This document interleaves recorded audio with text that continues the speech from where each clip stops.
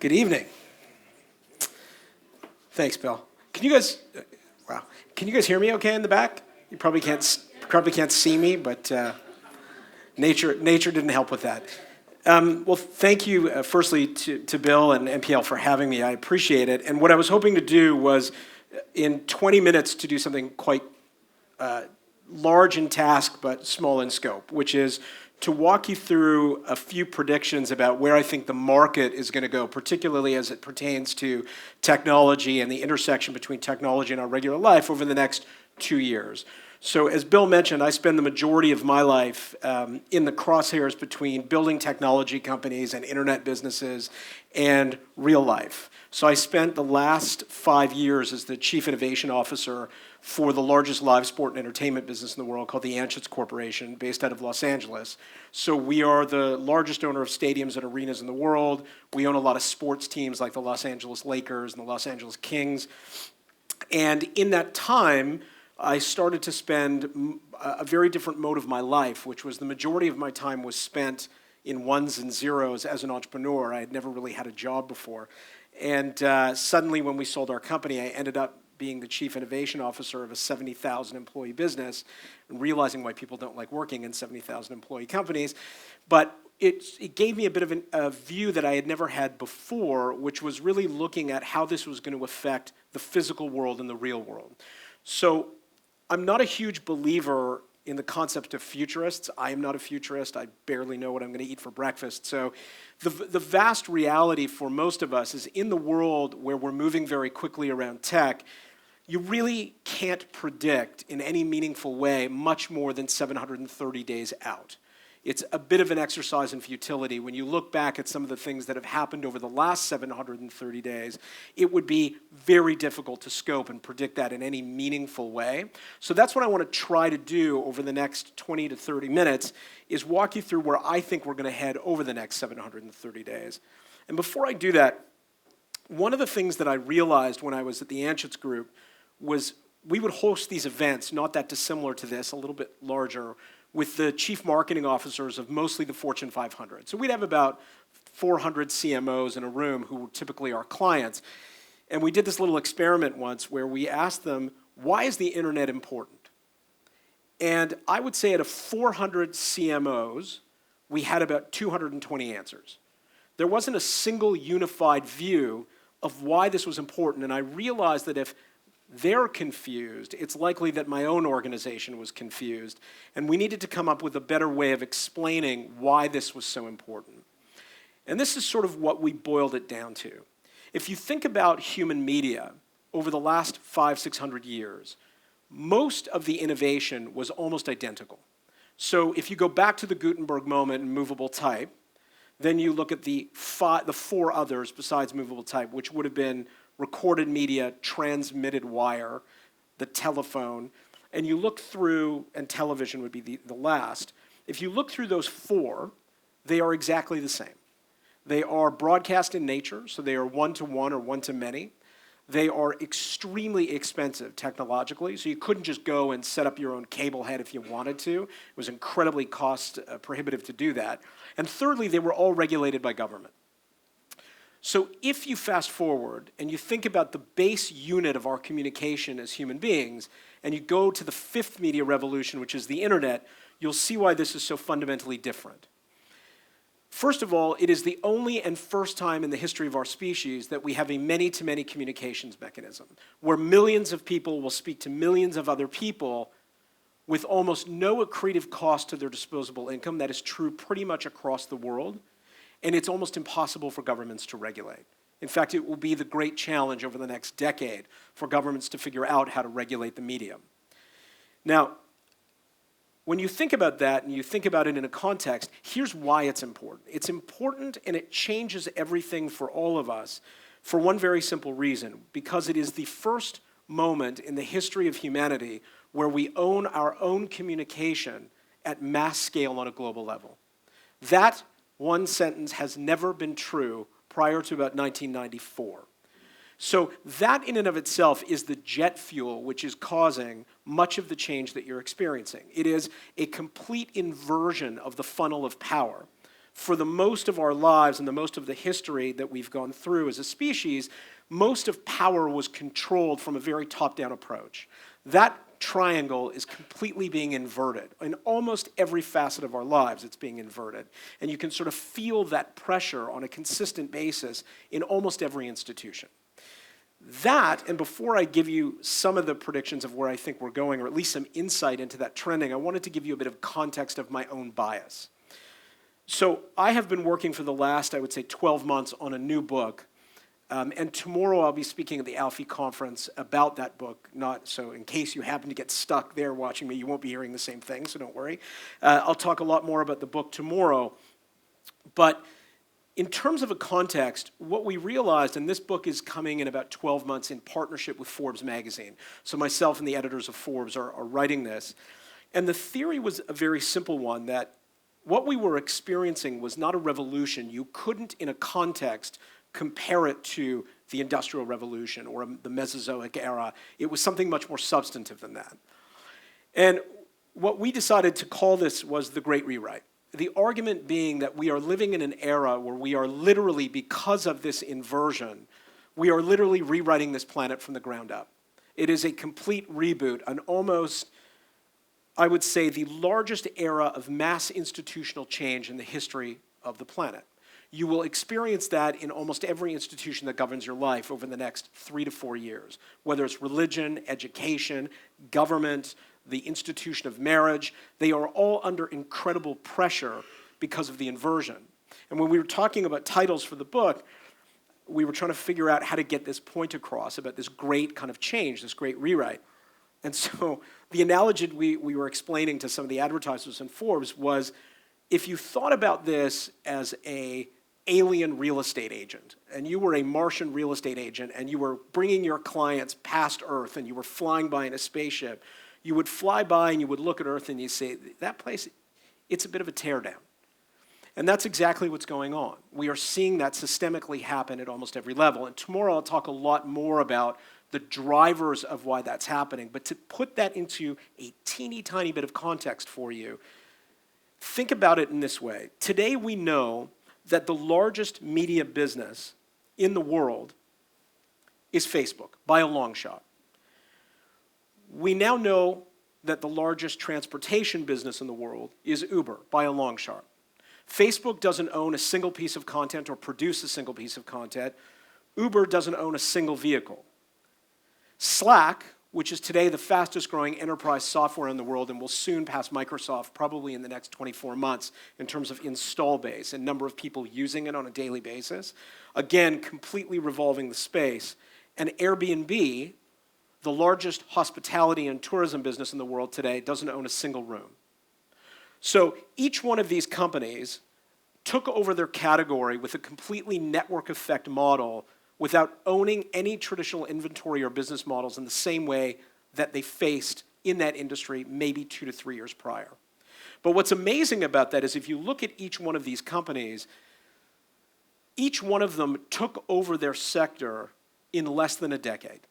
Now, why that's interesting is prior to that, if you would have looked at a scale and a chart to take a look at what was the previous time frame in large, certainly in the top 3 sectors around human and consumer spend, the changeover in the top 10 would have previously taken about 70 years. So that 70-year period got shrunk to, in most cases, less than 10 in each of these companies. So it's a complete different change in the way we look at sectors. The other thing that became clear in the research that we did was today, over the scope since 1997, things that you would consider as internet companies or new media businesses, the Kayaks, Facebooks of the world, this is only publicly traded, by the way. These companies were responsible for an increase in roughly 10 trillion in market capitalization over the last 12 years, roughly 10 trillion. Of that 10 trillion, not a single dollar of that was created by an incumbent company. So all of this market cap was created by new businesses that were left on the table by incumbents. And this is usually the point where a lot of people in my world say to people in traditional industries, it's the kind of innovate or die speech, which I think is boring and a bit trite at this point. But the thing to remember is that $10 trillion was left on the table by traditional business, and that 10 will grow. You're in a position where most incumbent businesses are struggling to stay relevant and struggling to figure out models, but are actually beginning now to get it right. They're beginning to wade in the waters where they weren't before. And tomorrow I'll talk a little bit more about how they're doing that. But the context of this is really important to remember. The planet as we know it is fundamentally shifting. And when you look at how that's working and why it's happening, you can take a look, if you need an embodiment of that or a personalization of that, you can look to the Pope. Very relevant here. Pope Francis is arguably one of the people on the planet who understands the concept of this rewrite better than anyone. When he took over the church, there was, and I'm sure, I don't know if the campaign actually happened here in Luxembourg, but under the prior jurisdiction, there was an advertising campaign called Catholics Come Home. Was that on television here in Europe? I'm not sure if it was just a North American thing, but it roughly cost the church about $30 million in ad budget, and it was a budget to try to bring people home to the church. It was called Catholics Come Home, and fairly big media spend. What Pope Francis did was he looked systemically at the institution and realized that it no longer reflected the people who were a part of it. And that's where you started to see questions around things like marriage and birth control and the response of the church to the human faction, relationships with outsiders, relationships with third parties. All of it was fundamentally shifted. In the span since he has been pontiff, which I think is just under 2 years or maybe a little bit longer, but in the span that he made those changes and has begun to continue to make those changes, almost 6 times the number of people returned to the Catholic Church based on policy changes than did with the $30 million spent in ad campaign to bring people home. Just that clear recognition and understanding that the constituents were different people than they were before. So what I thought I'd do is talk you through what I think is going to be important, and I am but one view of many views, of course, but this is what I'm focusing my attention on, and I spend a lot of time in venture capital funds. I'm a limited partner in quite a few and do probably 30 to 40 direct investments a year. So when I look at trending and when I look at what's going on, these are the things that I've focused on. And where I start is with 2 numbers or 2 realities. I think that for the most of us, and certainly most industry, there are going to be 2 numbers that matter over the next 730 days.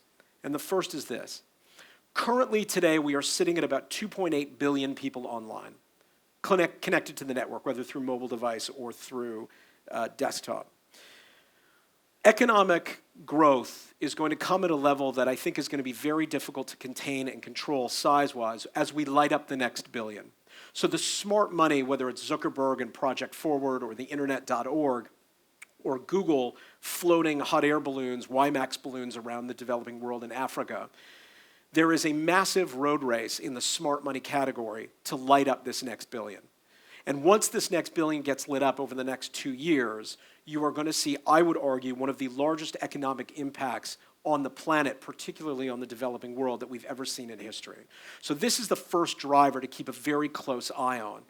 You think about the change that we've lived through caused by the internet with roughly only 2 billion of us on. You can imagine as the next billion and the 4th billion get lit up what that's going to look like. And to give you a snapshot of what that's going to look like, you need to look no further than Alibaba. So Alibaba on Singles Day, which is their one-day big sale that they do globally, most of it in China, Alibaba on Singles Day in 2015 sold $14 billion in product in one day. Now, why is that relevant, other than it's $14 billion? It's relevant because that $14 billion is greater than Facebook's annualized revenue last year.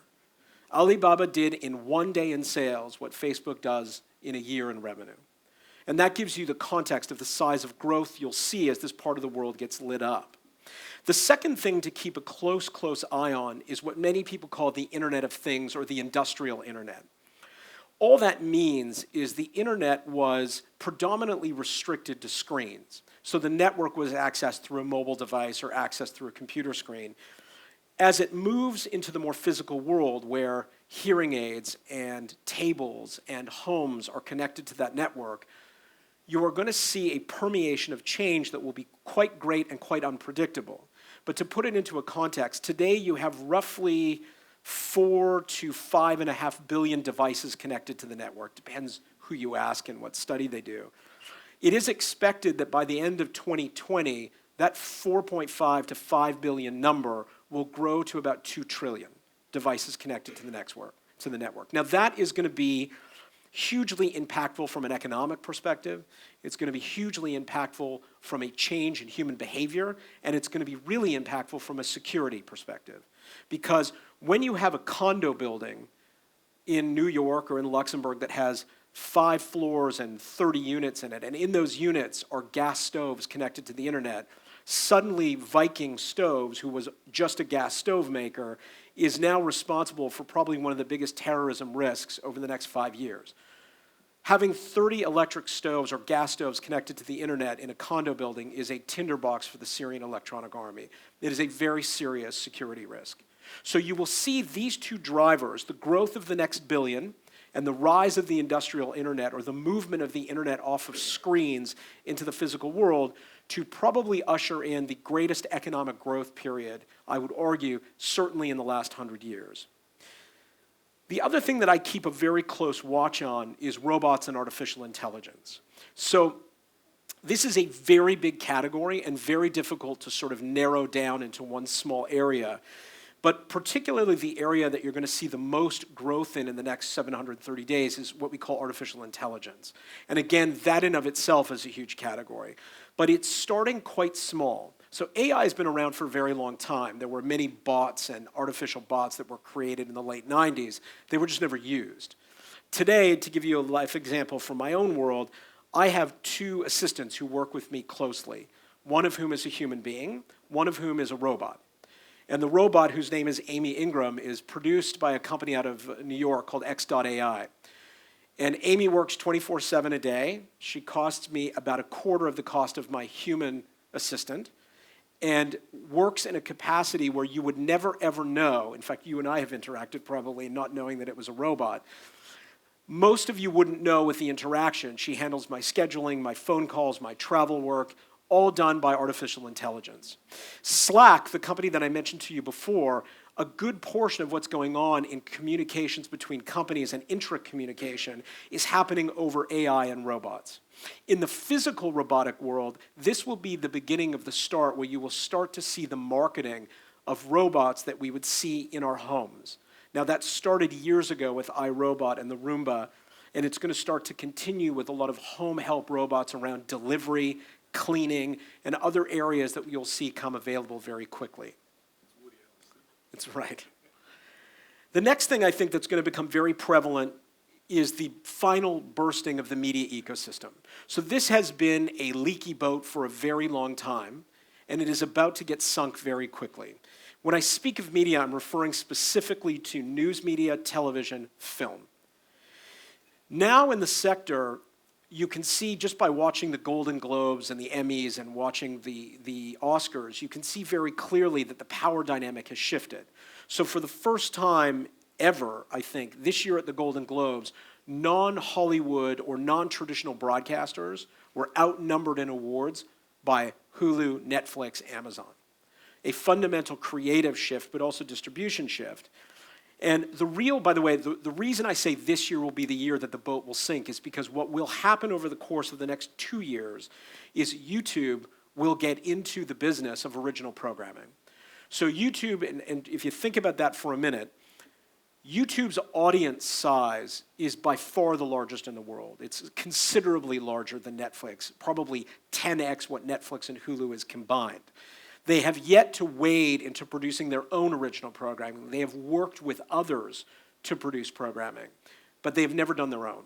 And you will start to see, and there's a lot of rumblings in Hollywood, I spend, I would say, 30% of my time working very closely with a talent agency there called Creative Artists. So we see, or CAA, and we see a lot of this deal flow. You will very, very clearly in the next 2 years watch YouTube enter the category, which will be the final death knell for traditional broadcasters. And the death knell, by the way, has already started. So just to give you a snapshot of 2 television shows, Dexter and Homeland, which I'm sure some of you watch, if you look at season 1 of Dexter against season 4, and then you translate that to Homeland in 2011, seasons 1 and seasons 3, you will see that the number of people that watched broadcast television shrunk dramatically, from about 70% to 30%. The vast majority of viewers were watching on either tape delay, on demand, or later stage delayed viewing. So live television and the advertising dollars that flow into it are under deep critical risk. Now, we're just starting to see that happen. If you look at the green line is ratings, the ratings have declined almost 50% over the last 12, 11 years, but ad revenue has yet to drop. So there's a total disconnect because the ad buyers don't have a sense of where to put their dollars in this new world of changing media. That is a huge change that will happen over the next 24 months. I'll explain why in a little bit, but the reality is media buyers are starting to transpose all of their budgets where actual eyeballs exist rather than where they thought they were 10 years ago. The other thing that I'm watching very closely is what I would call the new internet. This is driven functionally by two technologies, the first being the blockchain and the second being advanced peer-to-peer. Advanced peer-to-peer is going to become very significant. Peer-to-peer networking, meaning my computer speaking to another computer directly without the network. Advanced peer-to-peer is going to grow dramatically, mostly because of security risks. So you'll see a lot of companies starting, helping you and I communicate outside and around the network, creating an almost parallel network out of the internet between computers. So you'll see a very big rise in that. The blockchain, by the way, I know a lot of you are in the financial sector, but how many of you feel like you understand the blockchain or what it is or have done any reading on it or could care, frankly?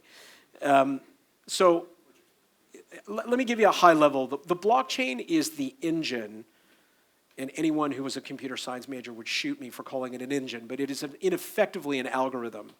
It's a ledger system. And the blockchain is what was Bitcoin's back end, in effect.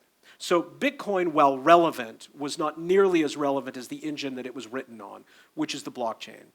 The blockchain is probably today the most sophisticated trust and ledger system in the world. So in effect, every dollar can move at a fraction of a cent, at a fraction of a cent, and you absolutely know who's moving it at any given moment. Very difficult to create fraud in the blockchain. What will happen out of that is lots of alternative currencies.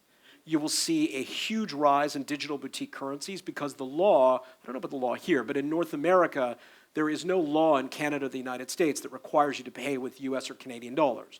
You can pay with whatever currency and accept whatever currency you wish. It's difficult to do that with paper currency. It's going to be a completely different world once Ben Bernanke and Mark Carney can create their own currencies hedged against their own algorithms based on the blockchain, which, by the way, is happening.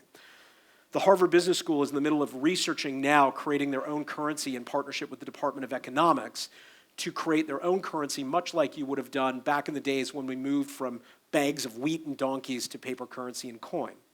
So be aware that these new internets that are developing, and the reason I say the blockchain is a new internet is because it's a whole platform where many, many different things are going to get changed. For example, government and elections. It is more likely that your children, that Kyle, you guys, will be voting on a system that's based on the blockchain rather than on the systems we do today. The blockchain will give much more accurate reporting and much less fraud than the systems we use today. Now, a sector dear to your hearts, the financial sector. I think what you are experiencing now is a great unwind of the financial sector, mostly led in the banking sector, driven by small business and consumer banking. You are witnessing in the millennials, kids born 1981 and after, the largest unbanked generation in history. Most studies, of which there have been 10 thus far, so 10 pretty comprehensive studies, have led to one conclusion, that a millennial and a Gen Z is more likely to trust an algorithm than they are a human being, and rightfully so, by the way. So the robo-advisor rise that's occurred in all of the algorithmic financial sectors that are consumer-facing are happening for a very good reason, because there's deep distrust with the banks. These kids who grew up in the millennial era grew up in the recession in 2008, which ironically was caused by an algorithm, but nonetheless, they think it was caused by people. And so there's this much, much deeper affiliation with an algorithm than a human being. Now, just to give you a sense of the scope of how this is happening, Here is the global fintech financing that has occurred. We only have 2014 data. 2015 hasn't been released yet. But this will give you a sense of the scope. You're seeing dramatic growth from almost nothing in a context to roughly 13 billion by 2014. That number is expected to grow probably to in and around 20 billion within the next 24 months. There's a considerable amount of capital being spent in the market. Now, that doesn't always mean success, but in terms of opportunity, you can look here to Europe alone at the digital lending market as one example. Most people believe that there's roughly about $1 trillion sitting on the table left in opportunity just in digital lending alone, both on a small business basis and on a consumer basis in the United Kingdom and the rest of Europe. So whether it's robo-advisors, whether it's transaction clearing houses, whether it is banking, you are going to see incredible change shifting in consumer behavior. And when I say consumer, I mean every sort of consumer, almost critically from now until the next 730 days.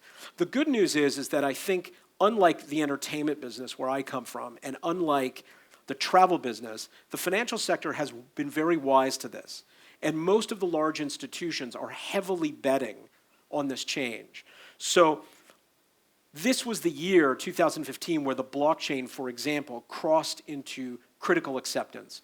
A consortium of 14 banks, including RBS and BBVA, joined into a consortium where they have committed their futures, in effect, to running platforms off the blockchain.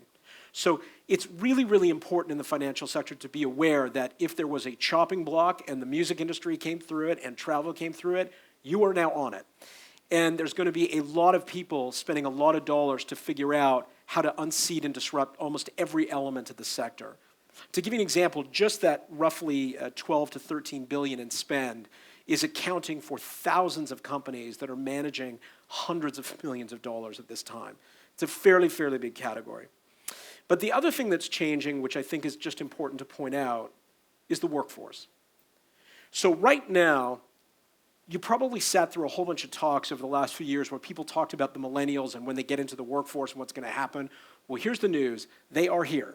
And they are, as of this year, the largest workforce by generation in the United States and in Europe. This is true both in Europe and the United States. Why that's important is this is a generation of people who functionally view the world differently, behave, speak, interact, have expectancies on product delivery, on interaction, very different than the two generations prior to it. So part of the change that I've been talking about is going to be driven by technology and consumer behavior, but it's going to really be driven by the change in workforce. Let me give you an example in marketing. So marketers and CMOs were very reluctant to make change around how they spent, which is, some people would argue, the reason that ad revenue continued to flow into television even though eyeballs were dropping. It's because what their CMOs knew. The difference is now the average age of a CMO in a Fortune 500 company is under 40. So they are very close to millennial age, and millennials are starting to rise up in the ranks. So you're going to see fundamental, very, very blunt change in the way companies operate. And speaking of the way companies operate, the last thing I wanted to talk to you about was corporate governance. So my dirty secret is I'm a lawyer also, and spent quite a bit of time on boards of directors and realizing that there was a very serious gap between the reality in the world and the way boards handled governance. And if you go back, I'm sure 100 years, the same committee structures existed. It was the big three: comp, governance, audit. The problem is that in a world that's being rewritten around you, you can no longer rely on being safe.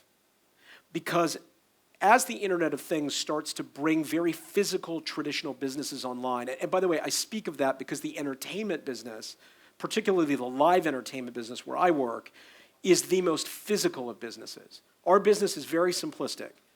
We take physical people, put them in a physical building, entertain you with other physical people, and sell you food and beverage. That's the business. So trying to talk about a changing world and digital behaviors and disruption is very, very complicated. It's in fact one of the most traditional businesses in the world. Here's the problem. The problem is that you are in an ecosystem now where the cost of building companies and the cost of innovation is so cheap that the risks are so high for whatever sector you're in. I don't care if you make hearing aids or wigs, it doesn't make a difference. Therefore, you go back to the slide I showed you about that 10 trillion in market cap. Why did not $1 of that come from a traditional business? The media businesses knew what Facebook was doing very early. The directories businesses knew what Groupon was doing very early. Blockbuster really knew what Netflix was doing early on. Yet they all failed to react or failed to invest. And I would argue there's one very simple reason, which is, and Clayton Christensen's written a great book about this if you haven't read it, called The Innovator's Dilemma. He does not talk about governance, which is, I think, where the actual problem lies. The problem in most large organizations is they have a reality, and that reality is they have shareholders and earnings and payments they have to make and customers they have to service, and they have a treadmill that they are on, which is very hard to get off. And what I realized when at Anschutz I went to our CMO, we were working on a project that could have fundamentally brought in 30 to 40 million in revenue over the scope of about 2 years. So in our world, not a huge amount of revenue, but big, big potential technology. And the conversation after we delivered it, he said something very simple to us. He said, I'm 40 million short on my revenue number for the next 2 quarters. Is this getting me that? Because if it isn't, get out of here. And that was the fundamental problem. There was no one governing over the future of the business. So what I would argue is it's time for a refresh in governance and the establishment of a 4th committee, the Futures Committee. Now you'll start to see more and more smart companies do this, and there's a defensive reason for doing it. But I would argue there should be a committee of the board set up mostly of outsiders and independents who focuses on one question: holding the C-suite and the rest of the directors accountable for a clear vision and roadmap for the future of the business, for understanding. They should act as a sort of intel and Mossad unit to make sure that people in the company know what they don't know, that they understand the forces around the moat that are disrupting it, and they have a clear and elaborate plan for getting at how to handle it. Why is that important? Because you will, forgetting about the obvious reasons it's important, which is survival of the business. There are many businesses, by the way, that are very content to not survive. There are many businesses who have said, we have our cash flows, we will ride those out, and we will let it go when it goes. Here's why you don't want to do that or be involved in a company that's doing that. Because in the United States and Canada, and soon in the United Kingdom, very smart lawyers will start to create very serious class action lawsuits against directors and officers of companies that did not do this, that did not have a vision for the future and did not create a defensive strategy and plan for the future of their company. Had Blockbuster unwound this year or next, you would have seen a class action lawsuit against the directors and against the shareholders and the officers of the business. So I think this is one of those areas which is going to be very good practice over the next few years, is to start to reform boards to make sure that they have that.